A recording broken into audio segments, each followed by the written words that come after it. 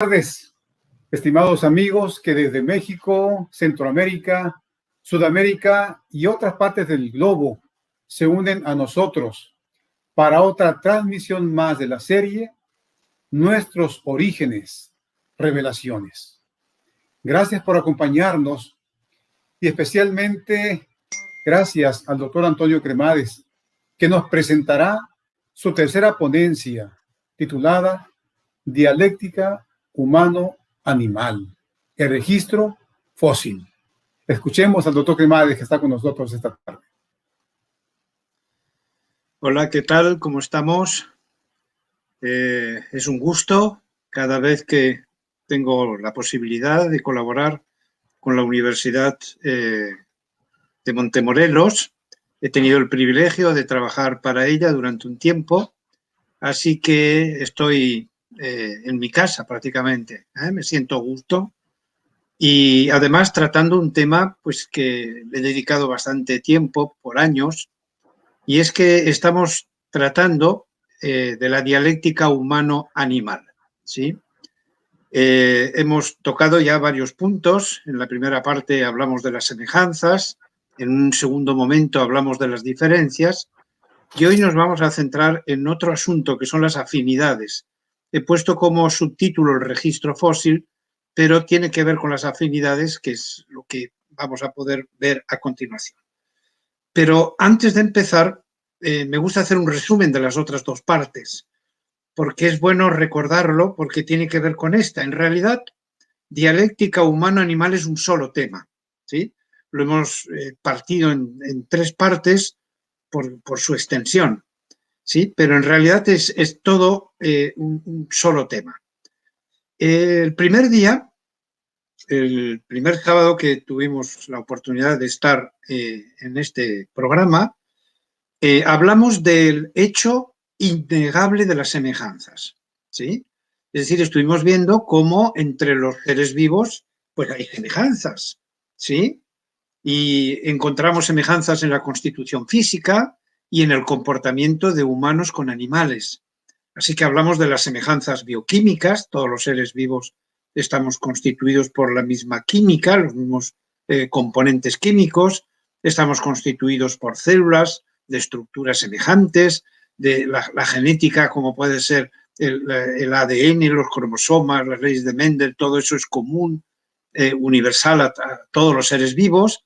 Incluso estuvimos viendo que hay semejanzas anatómicas, incluso a nivel cerebral y de comportamiento, ¿sí? Esto estuvimos viéndolo la primera vez. Y no solamente abrimos el libro de la naturaleza, ya ven que ahí a mano izquierda está el libro de la Biblia y la naturaleza. Entonces son dos libros que constantemente estamos abriendo para analizar y estudiar este tema. Así que en el libro de la naturaleza encontramos semejanzas, de una forma muy clara, de forma que es indiscutible eso, ¿sí? No es una teoría, no es ninguna hipótesis. Y también encontramos semejanzas en la Biblia, concretamente en la creación de los animales y de los humanos. Y en ese proceso de creación vimos cómo Dios crea el cuerpo de los seres humanos y el de los animales a partir de la tierra. Ahí tienen los textos que mencionan este asunto. Génesis 2.7 y Génesis 2.19 tienen ahí perfectamente detallado cómo utiliza los mismos términos en hebreo para hablar de cómo los animales fueron creados y modelados, empleando el mismo verbo en ambos casos, de Yitzer. El aliento de vida no aparece en la creación de los animales, solamente aparece en la creación del hombre, como que de una forma explícita Dios le pasó el aliento de vida a Adán. Pero aunque no aparezca de forma directa, explícita en el texto bíblico, sí que en Génesis 2, 21, 22 se refiere a los animales como seres que tienen aliento de vida. Y finalmente Eclesiastés 3, 18, 20 es muy clarito cuando dice que el mismo aliento de vida tienen los animales que los seres humanos. Así que aunque el texto bíblico en la creación no mencione que Dios le pasara el aliento de vida a los animales, evidentemente eso lo tuvo que hacer en la creación de estos. Y finalmente, como consecuencia de que a un cuerpo se le agrega el aliento de vida, se convierte en un ser viviente.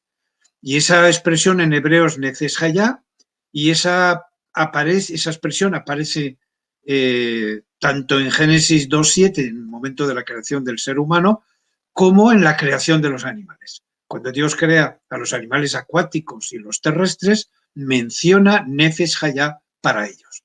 Con lo cual eso indica que esas tres partes en que se compone, digamos, la creación, es aplicable tanto a humanos como a animales, aunque en el caso de los animales no se menciona el proceso como en Génesis 2.7 para el hombre. Así que en el primer capítulo ya vimos las semejanzas y creo que quedó claro que hay semejanzas. La Biblia menciona esas semejanzas de esta manera que estoy comentando y en el libro de la naturaleza también. En la segunda parte hablamos de las diferencias y también mencionamos esas diferencias en los dos libros. Siempre hay un manejo de los dos libros. Yo no puedo trabajar sin abrir los dos libros, por lo menos en antropología. Así que encontramos el hecho innegable de las diferencias, ¿sí? Antes hablamos del hecho innegable de las semejanzas, pues también es innegable las diferencias, ¿sí? Entonces, cuando se crea la especie humana, se la crea a semejanza de Dios, en lo físico, mental, espiritual, ya lo estuvimos viendo, y por ello fuimos puestos por el Creador y propietario de la tierra, que es Dios, como administradores frente al mundo animal. Sí, hay una diferencia importante. Dios nos pone frente a la creación como administradores de la misma. Bueno, encontramos algunas diferencias también en el libro de la naturaleza y vimos cómo el ser humano pues no tiene el mejor cuerpo de toda la naturaleza. Hay animales que tienen más fuerza o son más grandes o corren más, etcétera, ¿no? Pero vimos que el ser humano tiene algo muy hermoso, que es el bipedismo, ese caminar exquisito, elegante, a dos patas, ¿no? Si tratamos el tema como si fuera especies animales. Bueno, y lo más importante en las diferencias que estuvimos comentando es que tenemos el mejor cerebro de la naturaleza, ¿sí? Los animales tienen inteligencia y tienen su lenguaje y hasta los pájaros cantan y cosas así. Pero la inteligencia humana nada que ver con la de los animales, es decir, nuestra inteligencia es gigantesca al lado de un animal. Poseemos un lenguaje complejísimo, lleno de símbolos y demás. La música humana nada que ver con los cantos de los pájaros, muchísimo más compleja. Tenemos el arte, la autoconciencia, simbolismo, ética y moral, religión, espiritualidad, que nos hace únicos, ¿sí? Nosotros somos más inteligentes que los animales, pero los animales tienen también inteligencia. Pero no podemos decir lo mismo del arte, ¿sí? Los animales no poseen arte, eso es propio solamente de la especie humana. No podemos hablar de religión en los animales, no podemos hablar de espiritualidad, ¿sí? O sea que hay características de nuestro cerebro que también están en el cerebro de los animales, pero potenciado en el nuestro. Pero hay otras características que son únicas, como las que acabo de mencionar. Así que es un hecho innegable que hay diferencias. ¿Ok? Bueno, entonces una vez aclarado que hay semejanzas y hay diferencias, nos metemos en el tema, digamos, propiamente de hoy. Hay empezando por la Biblia, vamos a abrir los dos libros, ¿sí? Pero empezando por el libro de la Biblia, hay un término en hebreo que se llama, que es min, que aparece en la creación de los seres vivos en los días 3, 5 y 6. En el día 3 es cuando Dios crea las plantas, en el día 5 es cuando hace los acuáticos, los animales acuáticos y voladores, y el 6 cuando hace los animales terrestres y a nosotros como especie. Muy bien. Este término, por el que se traduce según sus especies, que estoy seguro que han leído cantidad de veces, se traduce de esa partícula en hebreo que es min. De forma que una traducción así literalísima de min sería de lo suyo. Así que cada vez que aparece en la Biblia, según sus especies, según su naturaleza, según su género, siempre es una traducción de min. Y min significa de lo suyo, a cada uno de lo suyo, lo que le caracteriza. Bien. ¿Qué será un min, entonces? Traduciéndolo al lenguaje actual, porque ese según sus especies no tiene nada que ver el término que usa especie con el término que hoy día ciencia usa como especie. ¿Sí? Entonces tenemos que de alguna forma adecuarlo a nuestro lenguaje. Muy bien. En el día 3 de la semana de la creación, Dios crea las plantas. Y ahí tienen el texto, no lo vamos a leer todo, hace referencia a la creación de las plantas, pero quiero subrayar según su género, según su naturaleza, según su género, se podría traducir según su especie, ¿sí? Es decir, que Dios crea ya diversidad y a cada uno los hace según sus características, de lo suyo. Recuerden que esta expresión según su género estaría en el lenguaje, en hebreo estaría como min. En la creación de los animales acuáticos y voladores tenemos la misma cosa, ¿sí? Ahí tienen subrayado en azul según su especie, es decir, Dios crea a los animales acuáticos según su especie y a los voladores según su especie. Y esto insiste, como están viendo, una y otra vez. En la creación de los animales terrestres encontramos lo mismo. Luego dijo Dios, produzca la tierra seres vivientes, terrestres, según su especie. Bestias y serpientes y animales de la tierra según su especie. E hizo Dios animales de la tierra según su especie y ganado según su especie y todo animal que se arrastra según su especie. Es decir, que es un término que está constantemente apareciendo en la creación, insistiendo y subrayando que Dios crea diversidad desde el primer momento. ¿Sí? Esto está apuntando a que hay diversidad de plantas y hay ahora diversidad de animales. No solo crea unas pocas especies, sino que crea una cierta diversidad. Pero, a ver, un momentito. No solamente está el texto de la creación, sino que además ahora está el texto que tiene que ver con el diluvio. Cuando Dios le dice a Noé, entrarás en el arca, le dice quiénes van a entrar con él. Y van a entrar su familia y luego en azul es subrayado a los animales. Meterás 2 de cada clase, diversidad de nuevo. De las aves según su especie, de los animales según su especie, de todo reptil de la tierra según su especie. Es decir, vemos repetido el texto de la creación en el texto del diluvio. Cuando hace alusión a los animales, está empleando el mismo min, que está hablando de diversidad. Moisés, cuando narra el texto, dice, entró Noé en el arca, ¿y quiénes entraron con Noé en el arca? Pues aquí lo tienen en azul. Según su especie, hay versiones que traducen por sus especies, que me gusta más, y todo ganado según su especie, por sus especies, todo reptil que se arrastra sobre la tierra según su especie, por sus especies, toda ave según su especie. Es decir, lo va repitiendo, es como copiar y pegar, ¿no? Es decir, es como si nos hubiéramos ido a Génesis 1 y hubiéramos tomado estas expresiones y las volviéramos a repetir, en este caso, en el texto del diluvio. Y aquí lo tenemos otra vez. Incluso aquí hay una parte muy bonita en Génesis 8. Dice, según sus familias. Y hay traducciones que me encantan, como por ejemplo, por familias, por grupos. ¿Sí? Esto son expresiones que para un zoólogo no nos pasan desapercibidas. ¿Sí? Porque está queriendo indicar que entraron en el arca y salieron después del diluvio una gran diversidad de especies. Muy bien. Así que los min del relato de la creación, del diluvio, pues se podrían corresponder en la taxonomía actual a la categoría taxonómica de familia, género, especie.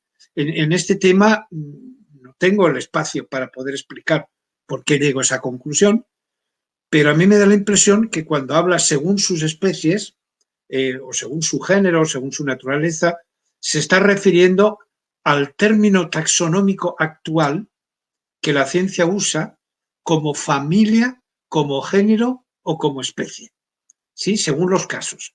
En algunos casos se trataría de familia, en otros género y en otra especie. Es decir, min vendría a ser un tipo base.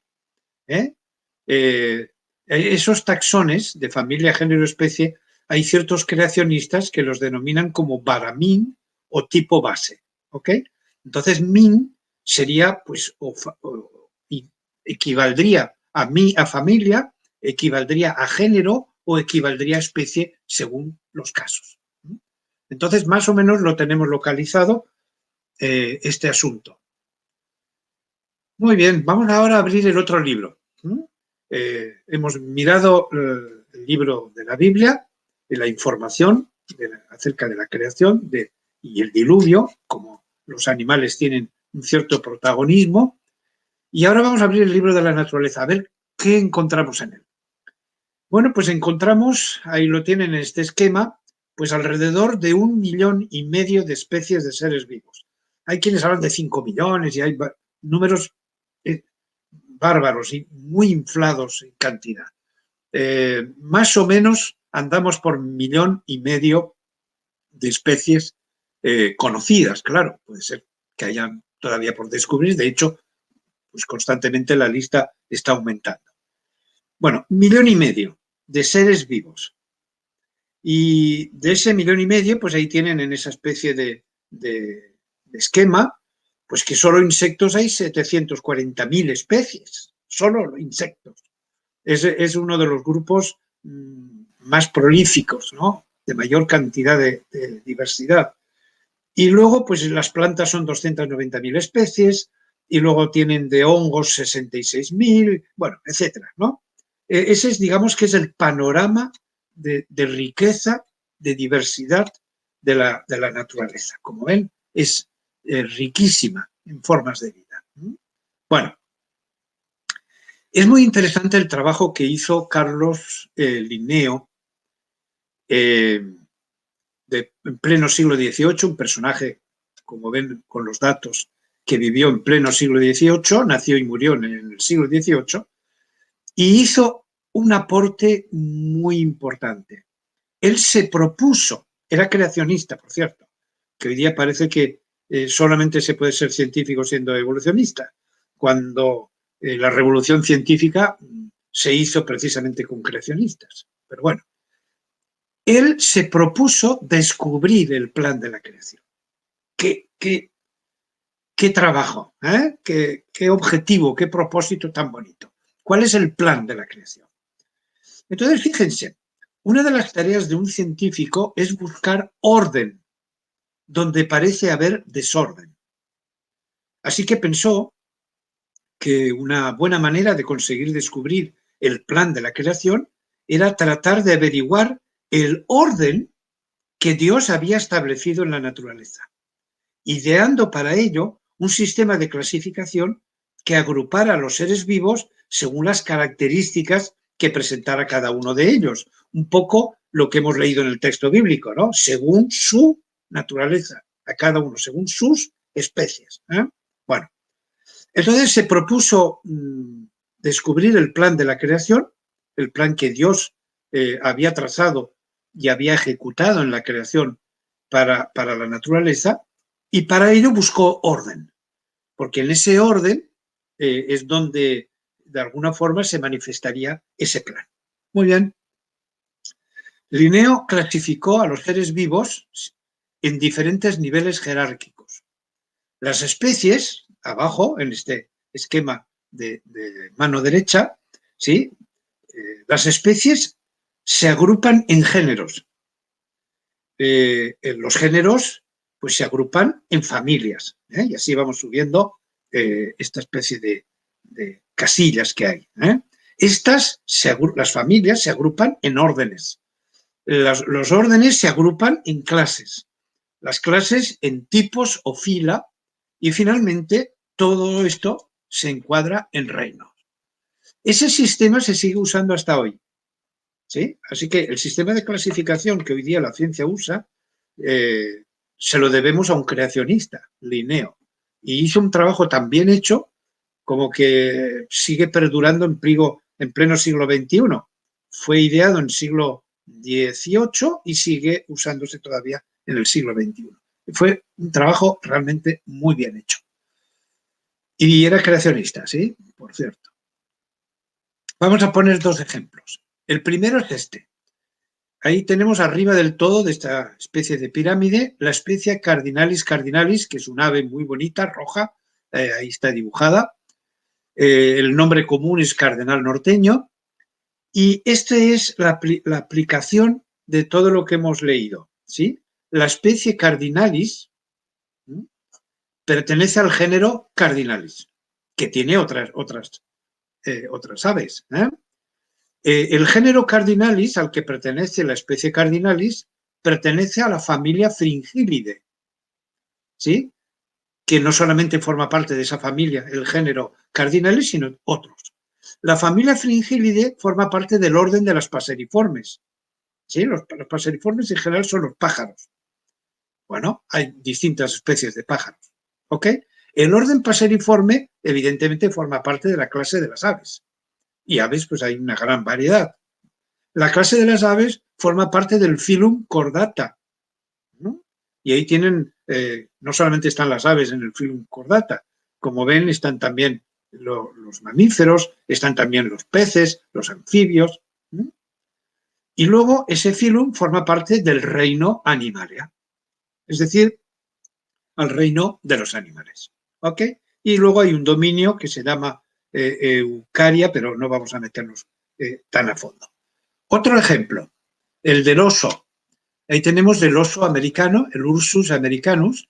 La especie es Americanus, ¿sí? Lo que pasa es que en los nombres científicos son dos nombres, Ursus americanus.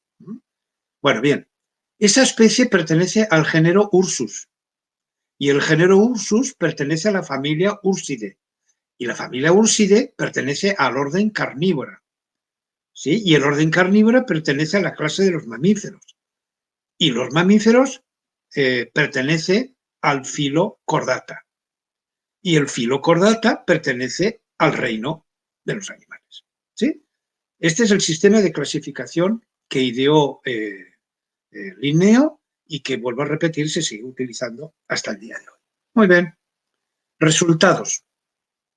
Al clasificar Linneo todos los seres vivos, vio que Dios no creó a las distintas especies de una manera anárquica, sino con arreglo a unos pocos planes estructurales y a un número limitado de variantes de los mismos.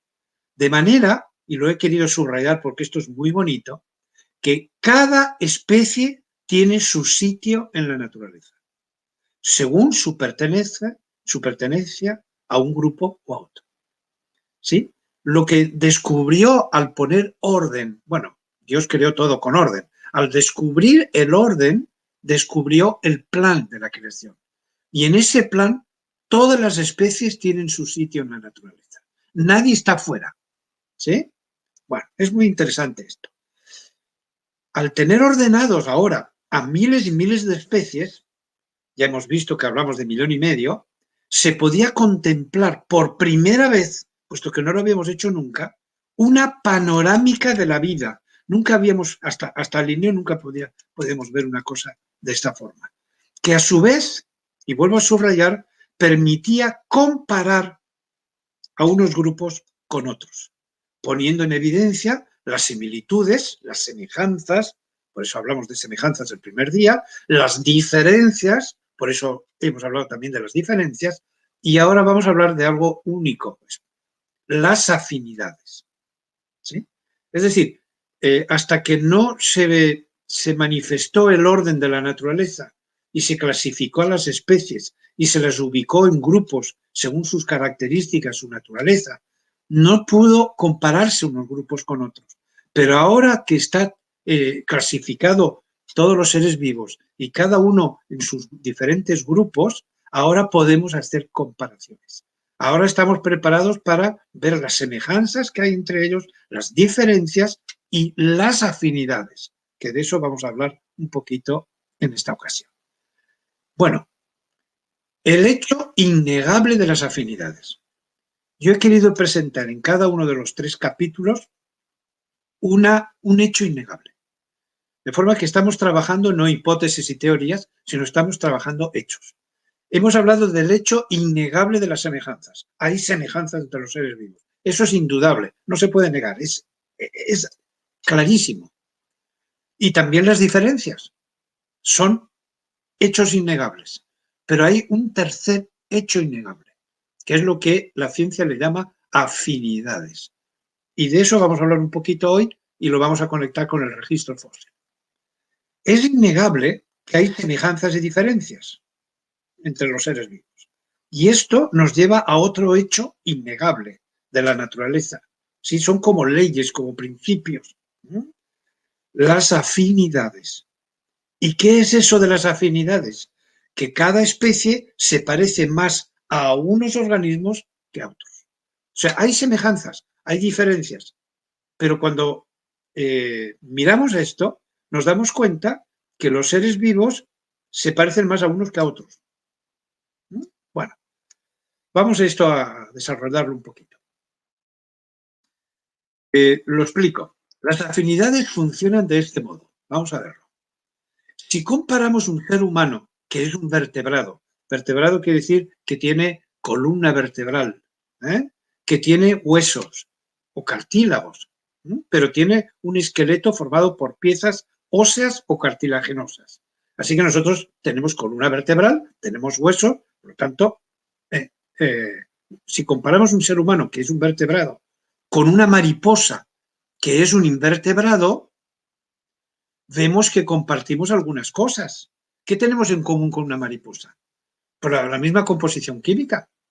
Los mismos elementos químicos encontramos en la mariposa que en nosotros. El cuerpo está formado por células que son muy semejantes. Si estudiamos la mariposa veremos que es un ser pluricelular, está formado por varias células y las estructuras de las células son más o menos. El cuerpo está formado por células que son muy semejantes. Esto es un dato importante. La genética de la mariposa y la genética nuestra. El ADN, la estructura del ADN, los cromosomas, los genes, las leyes de Mendel, es decir, tenemos todo eso en común. Entonces, si comparamos un ser humano con una mariposa, aunque sea ella invertebrada quiere decir que no tiene huesos, por ejemplo, ni columna vertebral, pues encontramos que compartimos algunas cosas. ¿Sí? Bueno, si comparamos ahora un ser humano con una golondrina, que ya es un vertebrado, es decir, nosotros tenemos huesos y columna vertebral y la golondrina también, además de compartir lo que hemos mencionado para la mariposa, o sea, además de compartir la composición química, las células, la genética, añadiremos más cosas. Tenemos más cosas en común con la golondrina que con la mariposa. ¿Qué cosas? Por ejemplo, un esqueleto interno constituido por huesos. ¿Sí? La golondrina está hecha de huesos y nosotros también. Añadiremos, por lo tanto, también la temperatura constante. Siempre haga frío o calor, la temperatura de una golondrina es la misma y en nosotros también, 36,5 grados en nuestro caso.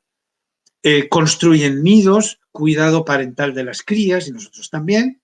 Es decir, compartimos más cosas que con la mariposa. ¿Sí? Por lo tanto, la afinidad con la golondrina es mayor que la afinidad con la mariposa. ¿Sí? O sea, dicho de otra manera, nos parecemos más a la golondrina que a la mariposa. Si comparamos ahora un ser humano con un gato, que ya es un mamífero, porque antes estábamos comparándonos con una golondrina. Nosotros somos mamíferos, pero la golondrina es un ave.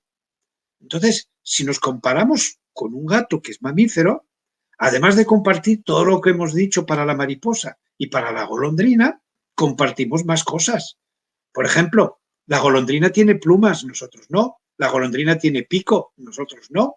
Pone huevos, nosotros no ponemos huevos. ¿Sí?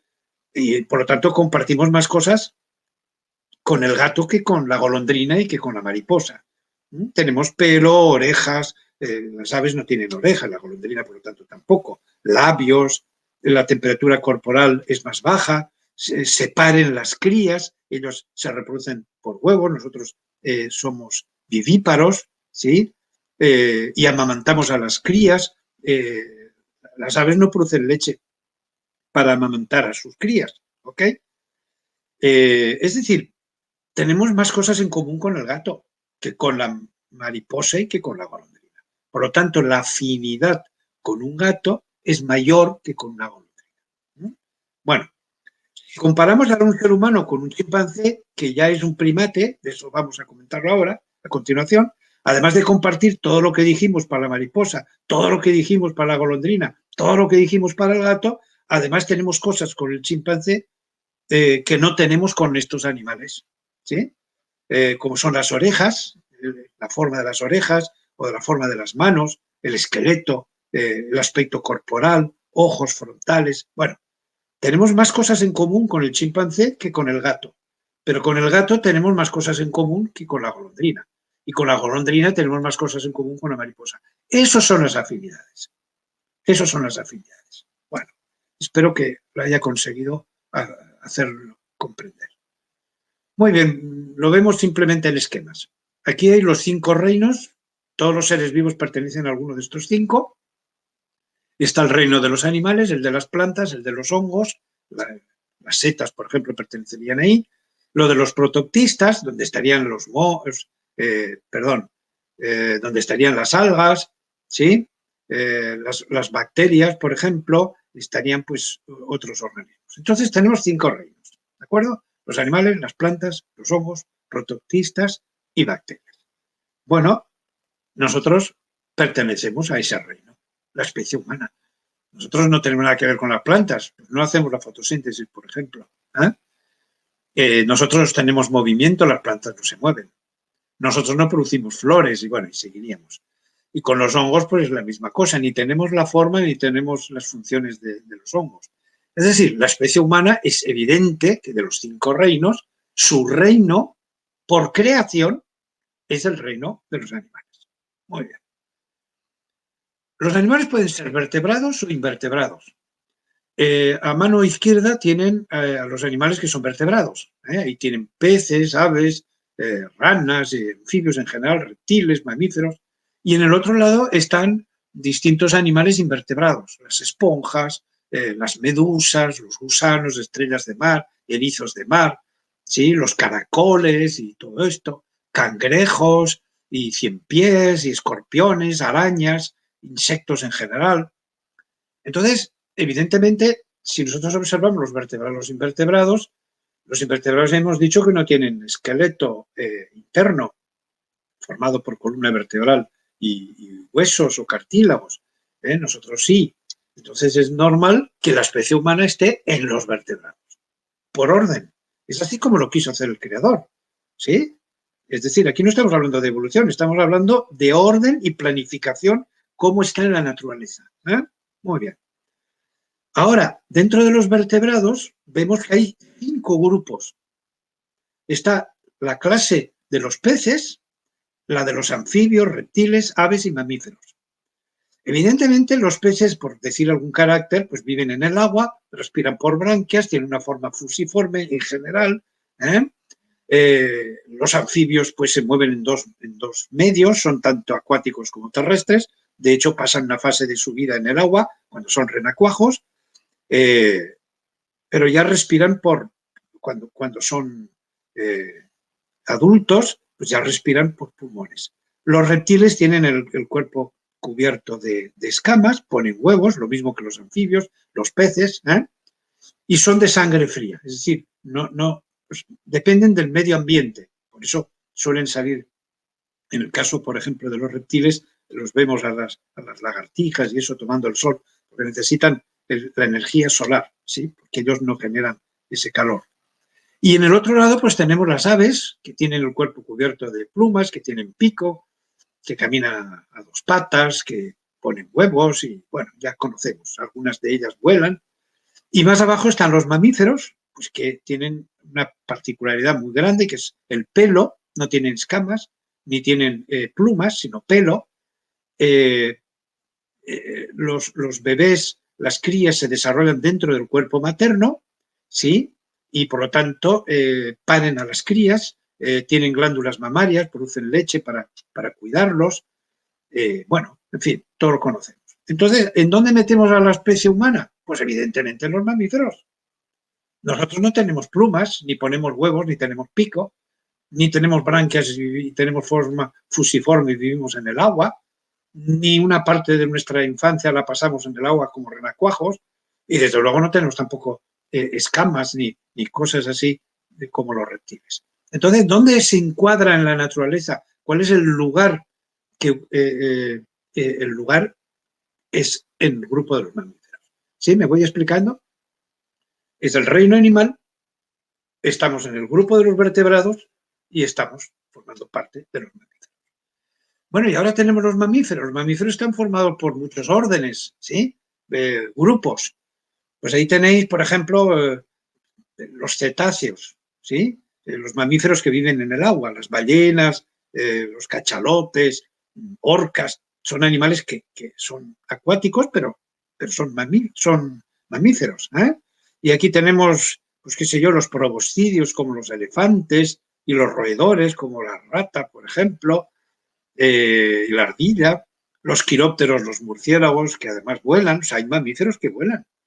Y luego los carnívoros, pues están los felinos y están los cánidos, como el lobo, y los lagomorfos, como los conejos y demás. Bueno, ¿a cuál de estos grupos, de forma natural, pertenecería la especie humana? Pues desde luego no somos muy parecidos a los cetáceos, ni vivimos siquiera en el agua, bastante diferentes que un elefante,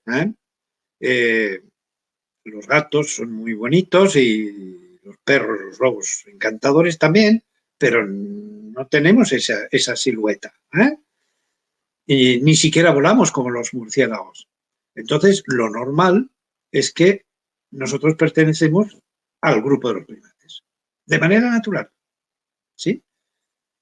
Y eso puede escandalizar a más de uno, pero si ustedes se ponen a mirar cada uno de ellos y ven las semejanzas y las diferencias, encontrarán que el grupo natural al que corresponde la especie humana es el de los primates. De forma natural, por lo tanto, pertenecemos al reino animal, a los vertebrados, mamíferos, primates. Y nadie se tiene que rasgar las vestiduras por esto. No por eso estamos perdiendo ni imagen de Dios, ni estamos degradando al ser humano. En fin, lo que pasa es que hay muy poco conocimiento del mundo natural. El libro de la naturaleza, tristemente, no se abre mucho y, por lo tanto, esto puede sorprender. Pero esta es la clasificación, este es el lugar al que corresponde la especie humana. ¿Sí?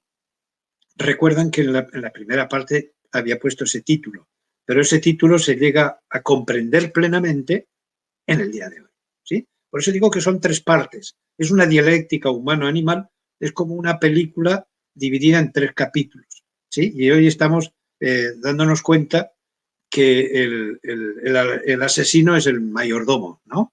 Ahora descubrimos quién era el asesino en este caso. Bueno, entonces este sería un resumen. ¿Ok? Bueno, entonces la clasificación de la especie humana, pues perteneceríamos, la especie Homo sapiens, que es la nuestra, perteneceríamos al género Homo, que pertenece a la familia de los homínidos, que pertenece al orden de los primates, que pertenece a la clase de los mamíferos, pertenece al filo, al tipo, no, tipo no, el filo, en este caso de los cordados, y pertenecería finalmente al reino de los animales. ¿Sí? Pues esto es así. Esto es que lo único que hemos hecho, o que hizo Linneo, fue buscar el orden que había en la naturaleza. Hizo un trabajo fantástico, como ya he mencionado, que llega a sus descubrimientos hasta el día de hoy. Seguimos usando el mismo sistema de clasificación y vuelvo a repetir, este sistema de clasificación lo hizo Linneo, que era creacionista. Por lo tanto, creía en la creación y que Dios había sido el creador y que Dios había creado a la especie humana a su imagen y semejanza. Y él mismo, Linneo, colocó al ser humano aquí. De forma que no es producto de la evolución. Entonces no había nacido siquiera Darwin. ¿Ok? Por lo tanto, es las consecuencias lógicas de estudiar la naturaleza. Muy bien. Entonces aquí, en este cuadro, tienen en el lado izquierdo superior la clasificación clásica, la que yo estudié cuando hacía biológicas, la carrera. Y entonces ahí, si se dan cuenta, hay una superfamilia que se llama Hominoideos, que se divide en 3 familias, ¿no? Que es la de los hilobátidos, que son los monos gibones, los póngidos, donde está el orangután, el gorila, el chimpancé y bonobo, que es, digamos, una especie muy afín, vamos a usar esas palabras, al chimpancé, muy cercano al chimpancé, muy parecido al chimpancé. Y luego estaba la familia de los homínidos, en donde nos metían a nosotros y, según los evolucionistas, a todos los antepasados bípedos. Evidentemente, nosotros no somos evolucionistas y, por lo tanto, no vamos a colocar ahí mismo a los antepasados, ¿eh? Nosotros tenemos otra forma, otra cosmovisión basada en la Biblia. Así que este sistema de clasificación estamos de acuerdo relativamente, ¿sí? Estamos de acuerdo casi en todo.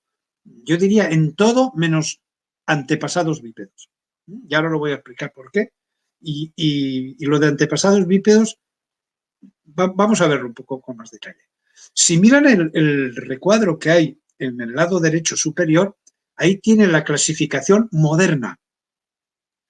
Las clasificaciones modernas, como están basadas en la evolución, tratan de meter como sea cada vez más a los animales lo más cerca posible del ser humano.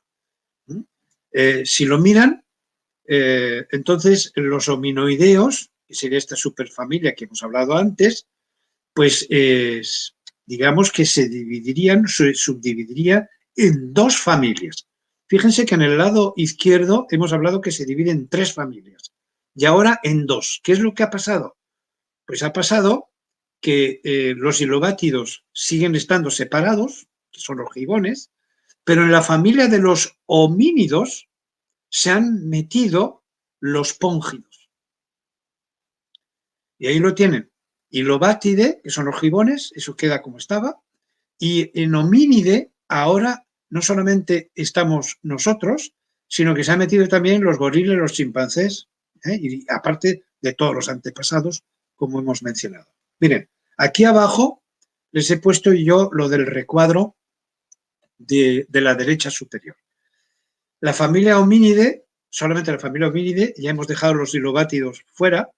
La subfamilia Pongine estaría formado por el orangután, Gigantopithecus, que vamos a hablar después, Sivapithecus, que estos 2 son ya extintos, solo se encuentran por fósiles.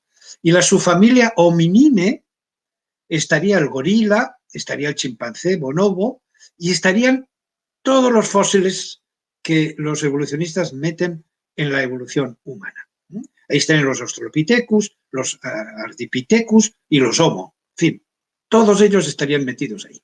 Por lo tanto, en la familia homínide estaríamos metiendo en esa familia pues a todos los monos. A todos los monos. Evidentemente yo no estoy de acuerdo con esto. Si ya ponía peros en la clasificación clásica, aquí estoy en un desacuerdo muy grande. Entonces yo hago una propuesta, ¿sí? No quiere decir que esto sea la verdad, es mi propuesta. Y creo que es una propuesta que tiene cierto sentido. La superfamilia Hominoideos, que yo creo que se puede mantener perfectamente, estaría constituida por 3 familias. ¿Recuerdan? Sigo la clasificación clásica. 3 familias. Hilobátidos, póngidos y homínidos. Yo eso lo respeto, porque creo que tiene sentido. Perdón. Entonces, en la familia de los hilobátidos la dejo tal cual con los gibones. La familia de los póngidos, que ya estaba de antes, vuelvo a repetir, familia de los póngidos ya la teníamos antes con orangután, gorila, chimpancé y bonobo, ahora yo la sigo manteniendo. Pongo, que es el género científico para orangután, gorila y pan, que son los chimpancés y bonobos. Pero yo en la familia de los póngidos meto a todos los monos fósiles. Lo vamos a ver ahora. Los Australopithecus, Paranthropus, Ardipithecus, todos esos los meto en la familia póngidos. ¿Y qué meto en la familia homínidos? Pues todos los del género Homo. Todos los que son Homo. El Homo sapiens, que es nuestra especie, y el habilis, el Homo erectus, Homo naledi, floresiensis, heidelbergensis, neanderthalensis, es decir, todos los Homo en la familia de los homínidos. ¿Sí? Entonces, esto me parece que es muy posible que sea para un creacionista lo más lógico. Mantengo la superfamilia y mantengo las tres familias, solo que aclaro que todos estos monos australopithecus que vamos a ver a continuación y demás, todo ese apartado de Australopithecus a Gigantopithecus, todos esos los meto en la familia de los pómulos. Y en la familia de homínidos solo dejo los Homo. Bueno, bien. Vamos a ver todo esto que estoy mencionando. Todo esto son fósiles. Ardipithecus ramidus.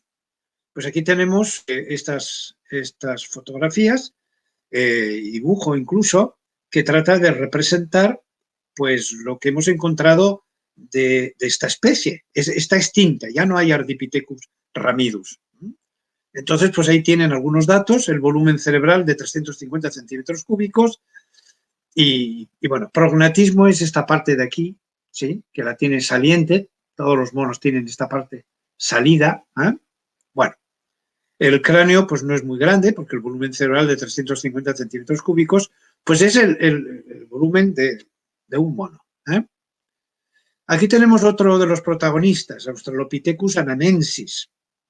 Y aquí tienen todos los datos acerca de él, pero no podemos pararnos mucho tiempo. Aquí tienen un Australopithecus africanus y un Australopithecus afarensis y el esqueleto de la afarensis. Bueno, lo que se ha encontrado, ya ven que no está completo. ¿Sí? Entonces están viendo algunos cráneos de algunos, digamos, monos extintos. Son especies que ya no están con nosotros. Solamente aparecen como fósiles. Bueno, el Paranthropus robustus, el Paranthropus boisei, todos estos son ejemplares que los evolucionistas colocan en la línea evolutiva hacia el ser humano. ¿Sí? Bueno, para un creacionista esto es un hecho, es decir, todo esto que estoy mostrando no nos lo estamos inventando. Se han encontrado estos restos, ¿sí? No se han fabricado, son tal cual. Bueno, lo único que tenemos que hacer es interpretarlos.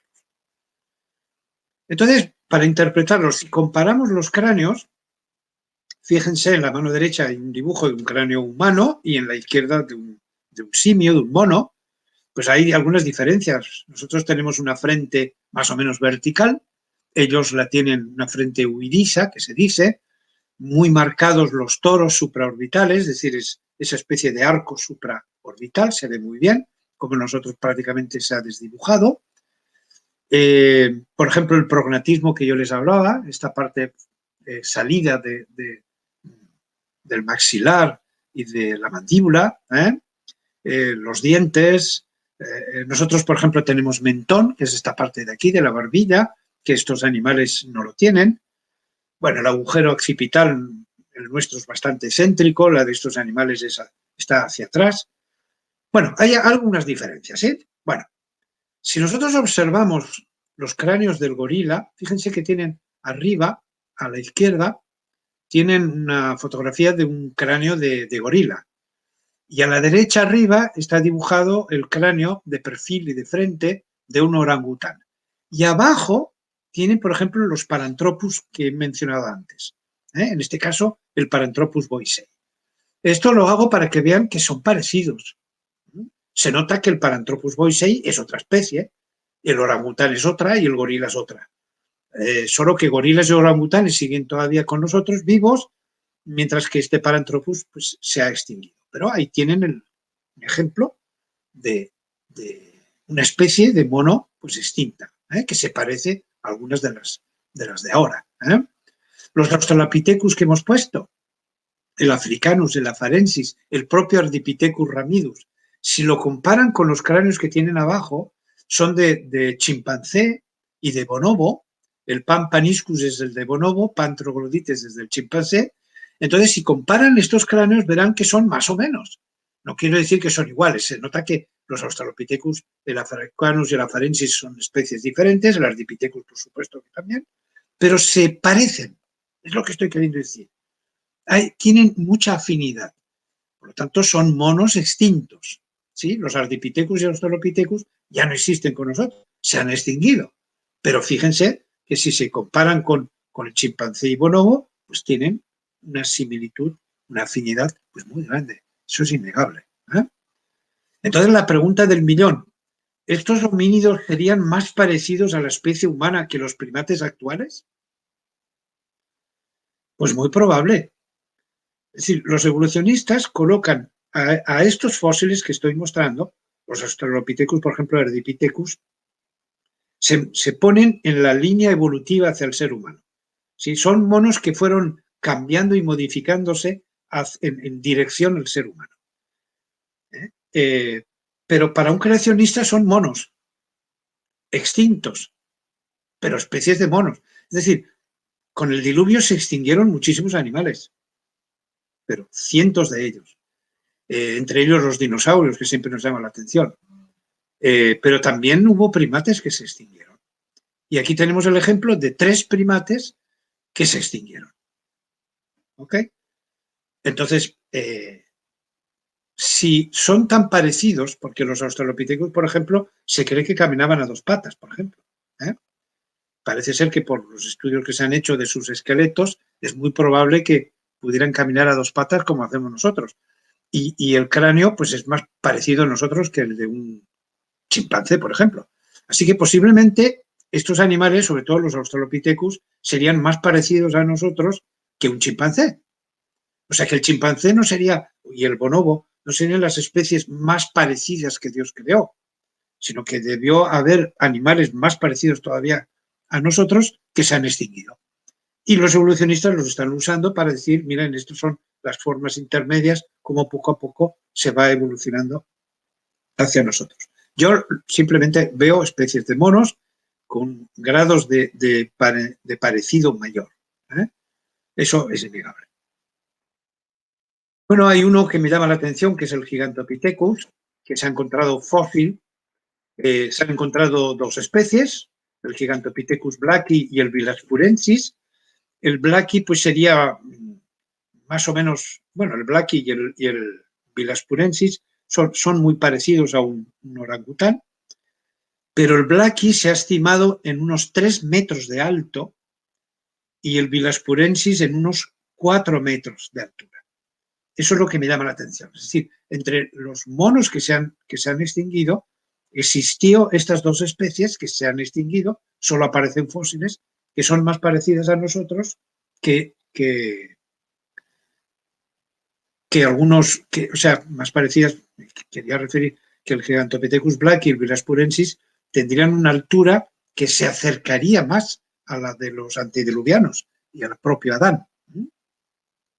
O sea que hay algunos que me han dicho que es imposible que Adán y Eva pudieran tener una altura tan grande o que los antediluvianos midieran tanto de altura. Pues no, aquí tenemos un primate, por eso le doy tanta importancia, cuya altura está apuntando en la dirección de los antediluvianos. Así que, porque 3 o 4 metros en un primate, estamos hablando ya de altura de antediluvianos. Aquí están los fósiles, la mandíbula con sus dientes, y aquí está la recreación en la parte derecha. Ahí tienen el cráneo de un Gigantopithecus y el gorila y el humano. Ahí está el cráneo humano en comparación con el de un gorila y el de un Gigantopithecus. O sea que sería un primate espectacular, muy, muy grande. Y aquí tienen la recreación, para que nos hagamos una idea. La recreación de la parte derecha de la figura, ahí tenéis un Gigantopithecus blacki. Hemos hablado de unos 3 metros de altura. Y ahí lo tienen en comparación con un carro, con un ser humano, y era un primate realmente espectacular, muy parecido al orangután. Esto es una recreación artística, pero bueno. Y en el lado izquierdo, esto en el lado derecho, en el lado izquierdo, pues lo que sería un Gigantopithecus bilaspurensis, que tenía más o menos 1 metro más de altura, y está al lado la silueta del ser humano. Esto para mí es una cosa importante, porque eso me permite pensar que un primate, o sea, que un ser humano, podría llegar a tener la altura que pretende la revelación, ¿sí? Y bueno, llegamos al final. En honor a la verdad, estamos ya concluyendo, un par de minutos como mucho. En honor a la verdad es un hecho que en la naturaleza hay semejanzas. eso es evidente. Hay diferencias y hay afinidades entre la especie humana y las otras. Y por creación. O sea, esas afinidades, esas diferencias, semejanzas, es porque el creador lo ha querido así.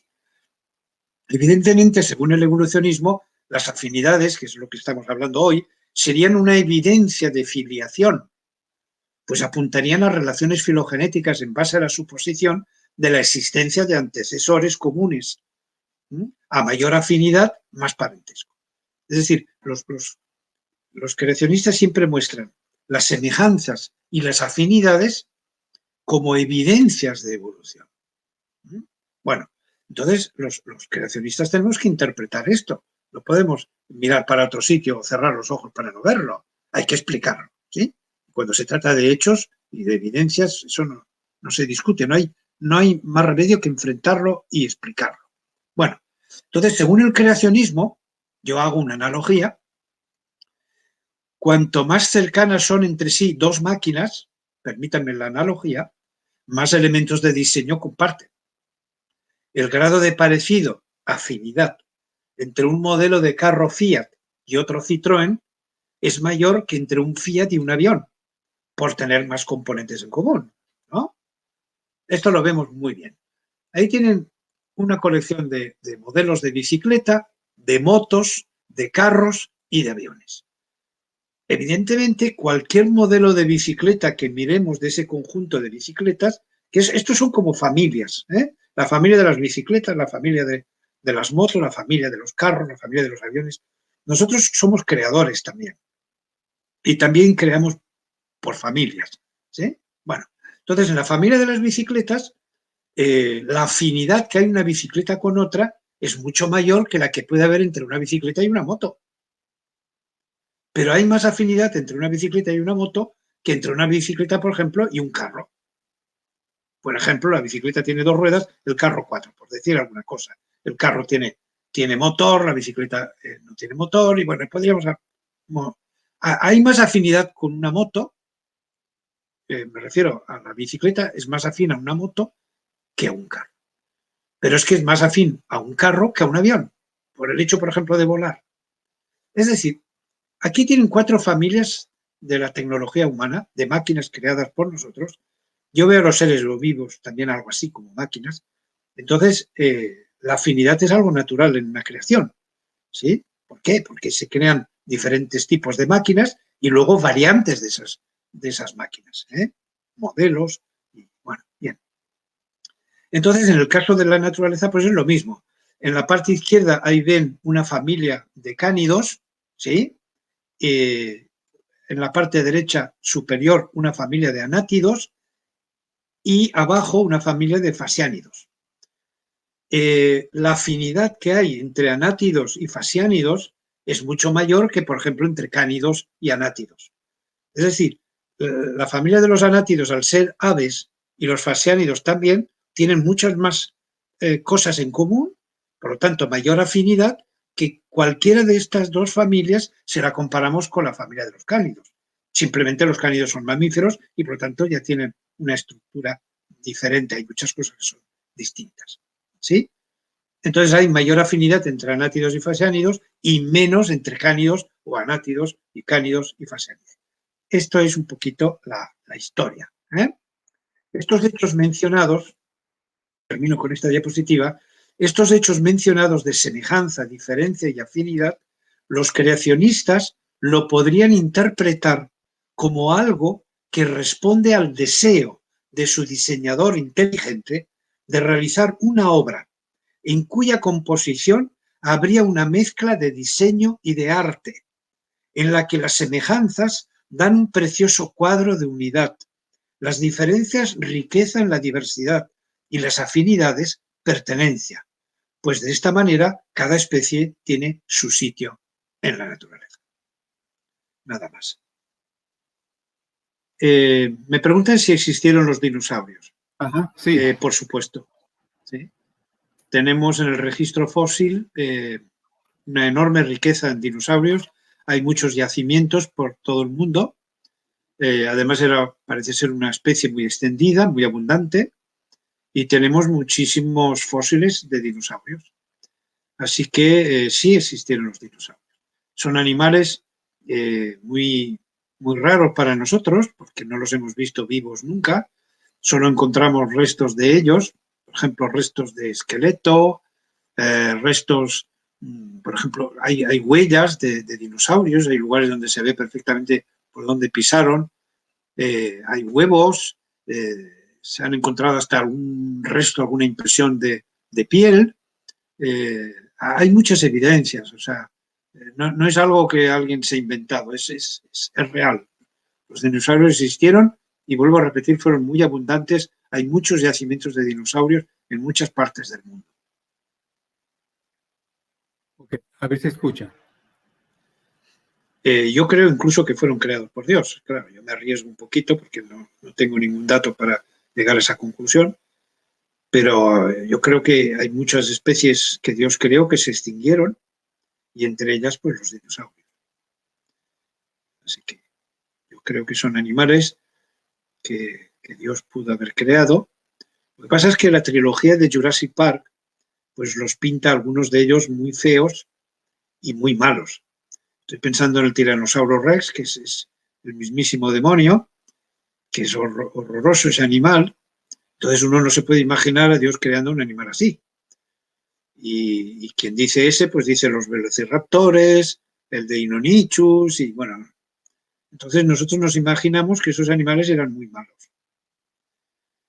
Pero claro, eso es fantasía. Nosotros encontramos nada más que huesos y de ahí pues hemos pintado toda la trilogía y los hemos puesto como nos ha parecido, de feos o de tal. Por ejemplo, la jirafa es un animal muy bonito. Pero si nosotros viéramos solo el esqueleto y no hubiera jirafas, pues no sé si hablaríamos también de la jirafa. La jirafa tiene unos ojos bellísimos, encantadores, el color de la jirafa, etcétera. Y para nosotros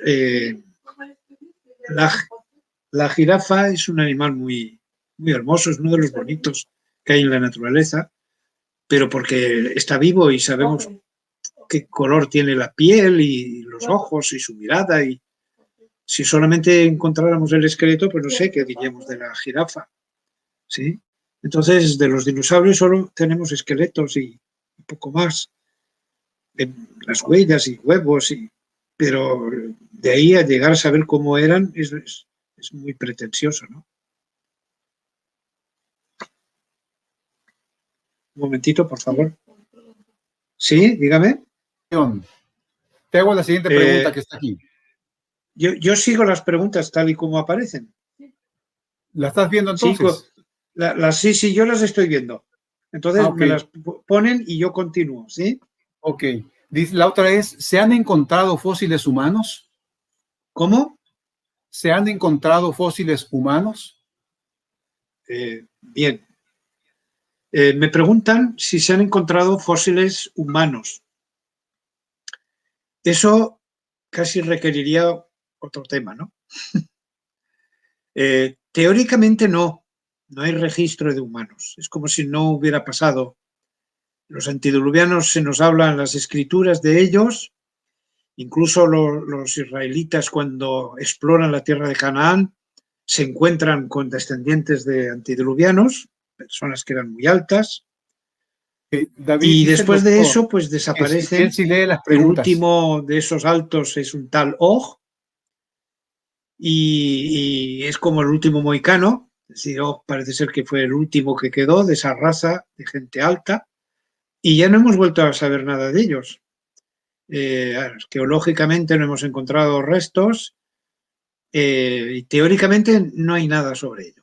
Pero claro, esto hay un estudio que se ha hecho por alguien que parece ser que en el siglo XIX y primera parte del XX se han encontrado en diversos lugares restos de personas altas, sobre todo en Estados Unidos.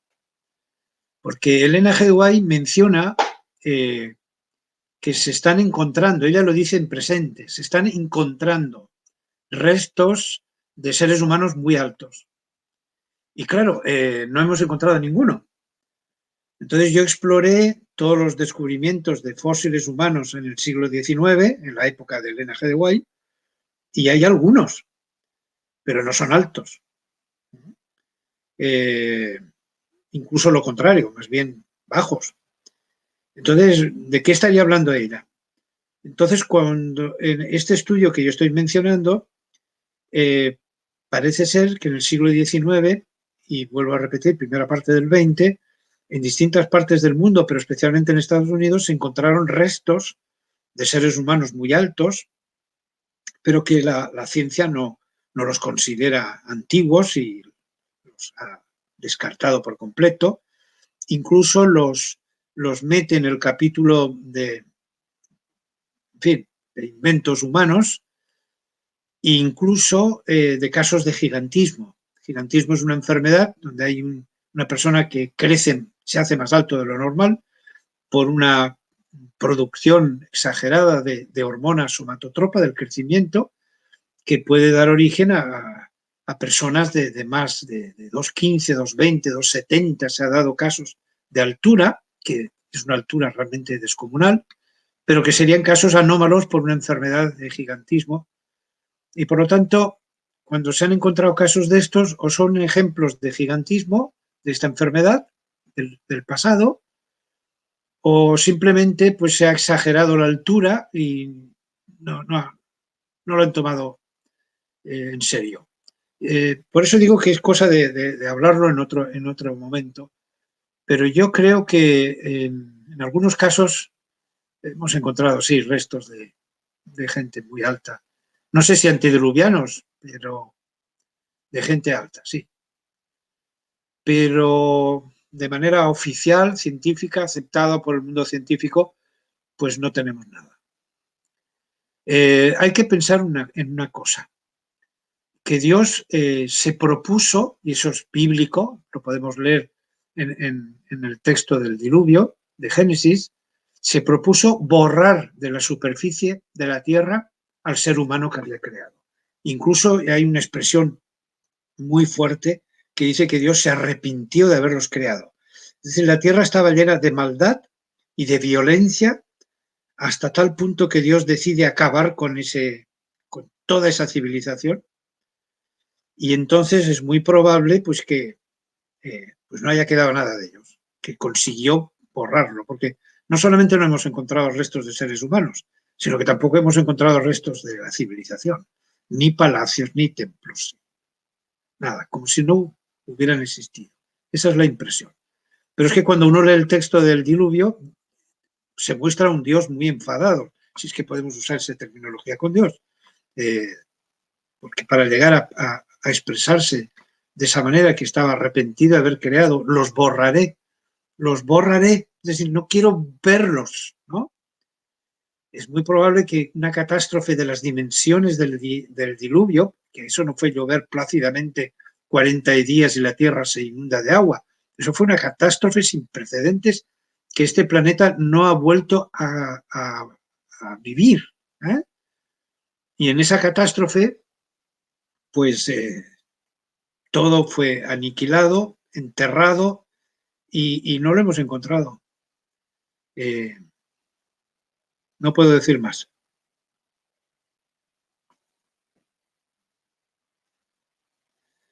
Me preguntan qué puedo decir sobre los datos genómicos con fines de investigación.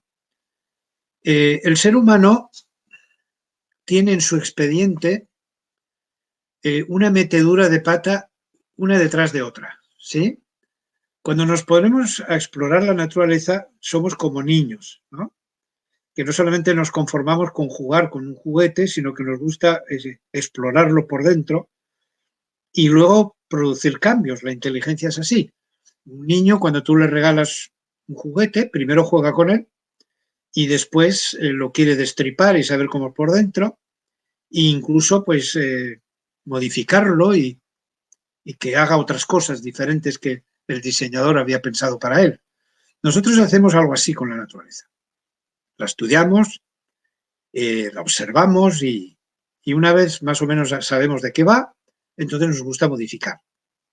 Y si hacemos esto, y si hacemos lo otro, y si le cambiamos, y si le ponemos, y ahí estamos en el presente modificando. Con la ecología ya hemos pasado mucho problema con eso. ¿Y si introducimos este pez en este lago? ¿Y si introducimos este otro animal? ¿Y si lo eliminamos? Y hemos tenido problemas ecológicos muy serios. Cuando eliminamos especies y ponemos otras, pues los equilibrios de los ecosistemas se fastidian. Y ahora estamos en la era de la genética. Ahora todo es genético. Entonces ahora se trata de quitar y poner genes, ¿no? Hasta hemos hecho animales transgénicos para hacer salmones más grandes, un conejo que tiene fluorescencia y cosas así. Y andamos jugando con eso, con la genética. Siempre, cuando preguntas a los científicos, todo tiene una finalidad muy buena, ¿sí? Siempre es mejorar la vida, mejorar la especie humana, eliminar enfermedades. Todo eso está muy bien.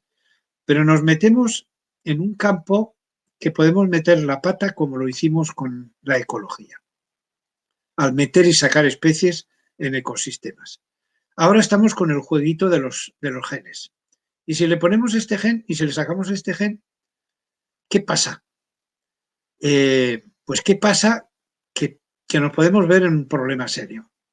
Porque el ADN tiene un equilibrio muy grande. Los genes están en equilibrio unos con otros. Conforme sabemos más de genética, sabemos que eso es todo un mundo. Y entonces, este trasiego no creo que sea bueno. La última noticia en este mes de abril, que supongo que ustedes conocerán, es trapichear con embriones de macaco que trataron de jugar con ellos, si es que no sé cómo llamarle eso, porque cogieron varios óvulos de macaco, cangrejero, una especie cangrejera, y en ese macaco pues fecundaron de manera artificial varios óvulos y al cabo de unos 6 días aproximadamente, pues introdujeron en ellos nada menos que células madre humanas. De manera que durante varios días, en unos casos más que otros, los embriones siguieron su proceso de desarrollo, pero con células humanas. Pero no cualquier célula humana, sino células madre, que son totipotentes. Es decir, que pueden dar origen a cualquier otra célula de cualquier tejido. Entonces se pusieron a jugar con eso con objetivos, digamos, de comprensión, como por la afinidad y la semejanza que hablaba antes. ¿Qué pasa cuando células de una especie y células de otra se ponen en contacto? Y son células además muy afines, porque los macacos ya hemos visto que son primates y nosotros somos primates, entonces son dos tipos de células muy parecidas, pues para estudiar a ver cómo funcionan juntas.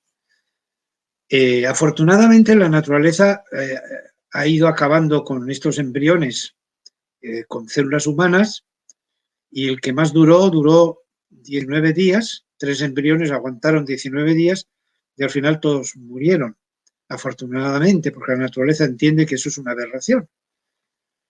Nosotros seguimos pensando que eso es una maravilla porque podemos crear órganos para trasplantes de esa manera, tejidos para trasplantes, estudiar mejor cómo se llevan las células entre especies diferentes.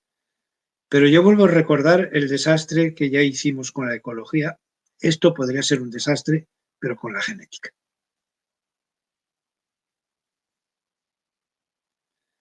Me preguntan si yo creo que Linneo debía colocar otro nombre diferente al reino animal.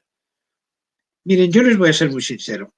El término animal es un término muy degradado. Lo hemos usado de una forma muy peyorativa, hasta lo usamos para insultarnos. Pero los animales son unas criaturas que es todo un mundo por explorar. La biología los está estudiando cada vez más y estamos sorprendidos de lo que es un animal. La pregunta más difícil que me han preguntado nunca me la hicieron en un programa de radio en una emisora de la Universidad Adventista del Plata, en Argentina. Me invitaron a dar una especie de charlas por radio y había una especie de comunicación con el oyente y alguien me preguntó, ¿qué es un animal? No sabía qué responder. ¿Qué es un animal? Es muy difícil definir a un animal. Es una pregunta muy difícil. Y soy biólogo, quiero decir que debía estar habituado, pero no es fácil definir un animal. Entonces, el reino animal, no sé, lo vemos tan diferente a los humanos, pero no es tan diferente en muchas cosas. Ya lo hemos visto, hemos hablado de semejanzas, de diferencias, afinidades, hemos visto muchas cosas.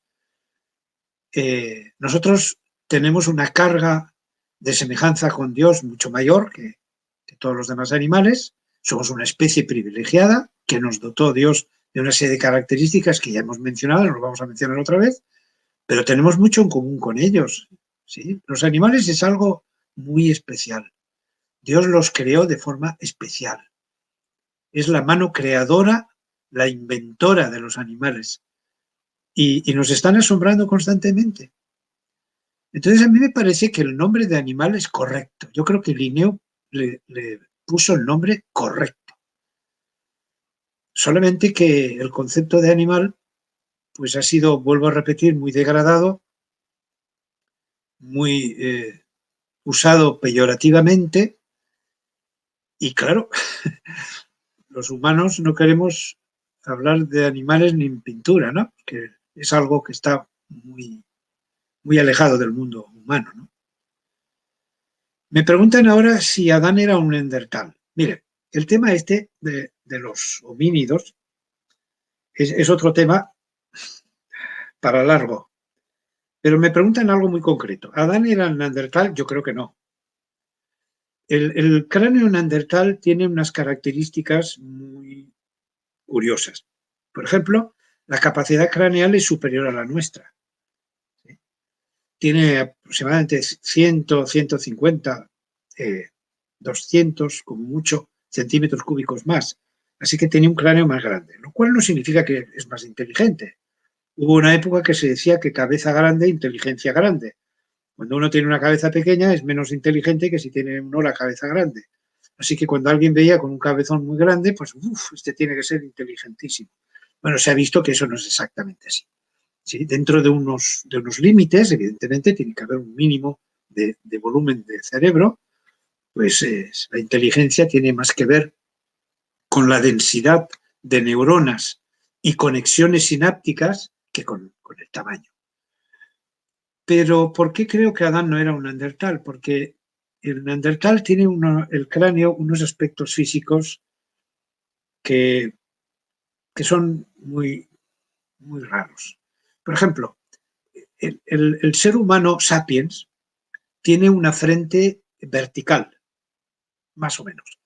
Digo más o menos porque hay alguno que tiene la frente un poquito inclinada para atrás.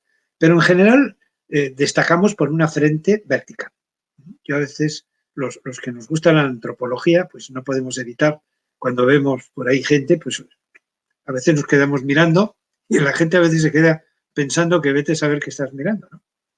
Bueno, entonces, el asunto es que una frente alta, vertical, es algo humano.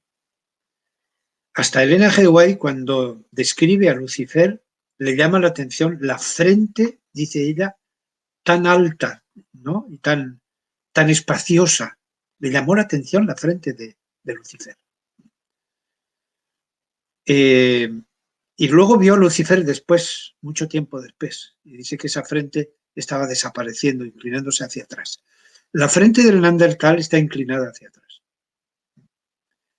Y los arcos estos de aquí, donde están las cejas, estos arcos están muy salidos, más de mono que humano. Nosotros los arcos, si no tuviéramos el pelo de la ceja, casi no se notaría.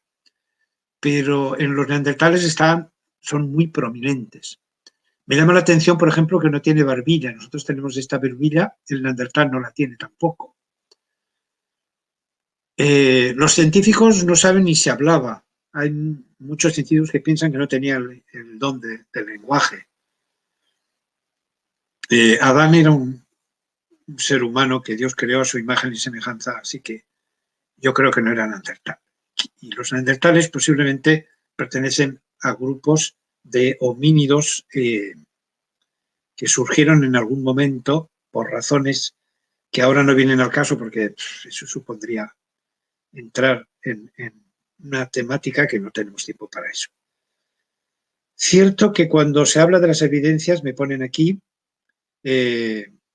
cierto que cuando se hablan de las evidencias para construir los árboles filogenéticos, en caso de los humanos, se basa solo en comparaciones de ciertas secciones del ADN, es decir, se evita comparar, supongo que quería decir completamente todo el ADN.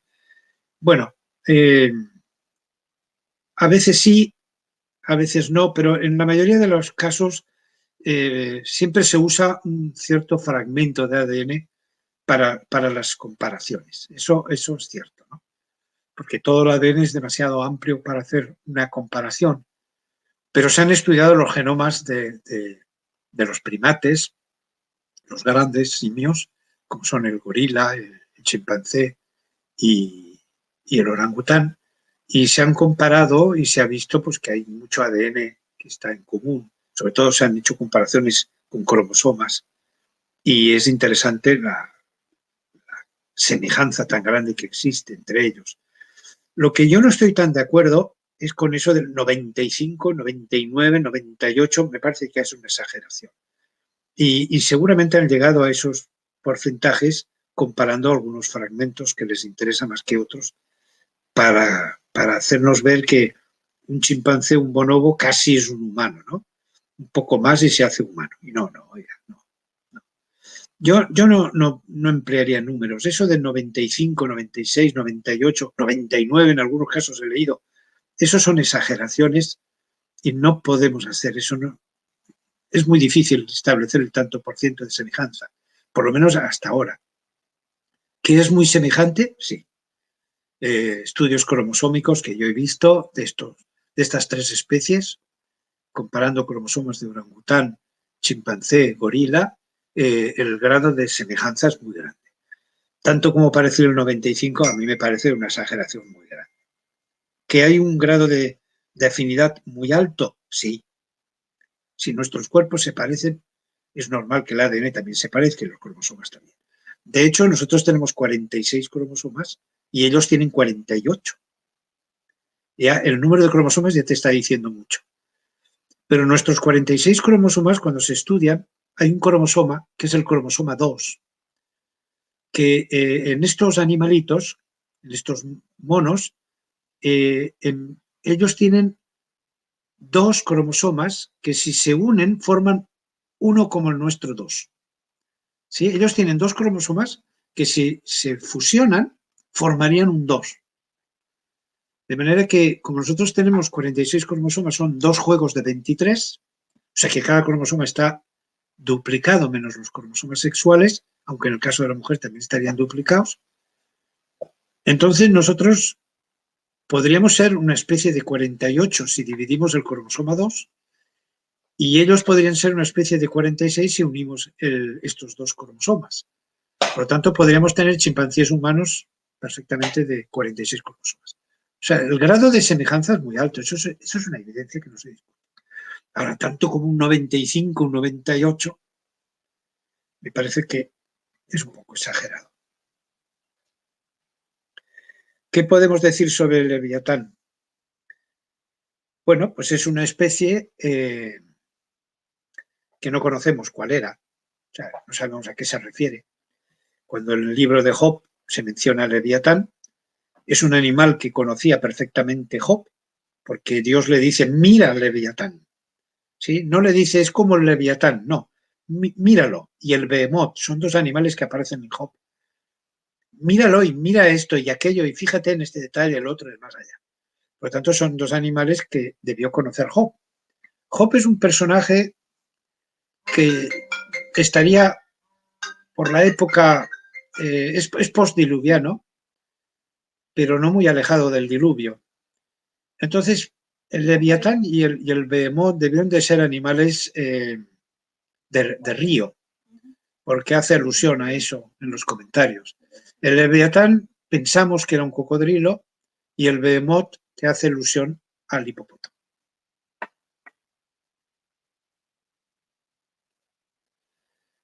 Bueno, parece que me dicen que aquí ponemos... Bueno, aún habría una última pregunta. Ah, esta es la última, me acaban de mencionar. Bueno, pues lo siento. Ha sido un placer estar con vosotros estos 3 días, en estas 3 ocasiones. Siempre que le dan a uno oportunidad de poder hablar de las cosas que ama y que conoce y poderlas compartir, pues siempre es una alegría. Estoy agradecido a la Universidad de Montemorelos, a través de Luciano González, que ha preparado este programa tan bueno que pretende prolongar por meses, y eso me parece que es un asunto que hacía falta para que aquellas personas que tienen inquietudes en este tema de los orígenes, pues tienen una cita a las 3 de la tarde de cada sábado para conversar con diferentes ponentes sobre diferentes temas, pero siempre centrados en nuestros orígenes. Y yo estoy seguro que cualquiera de ellos pues va a aportar luz a esta maravillosa temática, por lo menos los que nos gusta, de nuestros orígenes. Si sabemos de dónde venimos, pues es más fácil comprendernos a nosotros mismos. Pues gracias, doctor Cremades. Así que, pues, hasta otro momento. Que Dios os bendiga a todos y os proteja de esta pandemia. Está siendo horrorosa. Esperemos que pase esto pronto y podamos tener una vida normal, donde los seres humanos podamos volver a vernos y compartir el tiempo y disfrutar de los amigos, de la familia, y podamos tener estas conferencias al calor humano, ¿sí? Esto del Zoom está genial, pero a mí me gusta más el calor humano, cuando yo veo y escucho y podemos interactuar en vivo y en directo, ¿no? En plan presencial. Este medio virtual tiene sus ventajas y sus desventajas, pero a mí todo lo que pueda ser el contacto físico directo, pues me parece mucho más interesante, más enriquecedor. Gracias al doctor Cremades por sus palabras, por sus presentaciones. Y doctor Cremades, pues no va a ser la última vez que te invitamos. Esta serie va a continuar con el favor de Dios y pues vamos a tener seguramente otras presentaciones de tu parte. Agradecemos al público que se unió con nosotros esta tarde también. Tuvimos gente de varias partes y los invitamos para que sigan sintonizándonos cada sábado de tarde. El próximo sábado, nuestro ponente es el doctor Raúl Esperante, uno de nuestros paleontólogos más reconocidos en la iglesia. No sé si va a estar en vivo o la cooperación pregrabada, porque él está ahorita planeando un viaje a los montes Ararat. Y depende de las condiciones por allá si él puede estar con nosotros o no. Pero los invitamos para que estén con nosotros. Él va a tener la ponencia esta tarde. Lo más probable es que sea en vivo. Así los invitamos para que se nos unan en la presentación. Y no quiero terminar sin dar un agradecimiento al equipo de UMTV que hace posible esta transmisión, el maestro Tennyson Shirai, el ingeniero David Cárdenas, el estudiante David Reyes, que de muy buena forma, con mucha amabilidad, han estado ayudándonos para que esta transmisión sea una realidad. Así que gracias por escucharnos y esperamos con el favor de Dios vernos el próximo sábado. Que Dios bendiga a todos ustedes.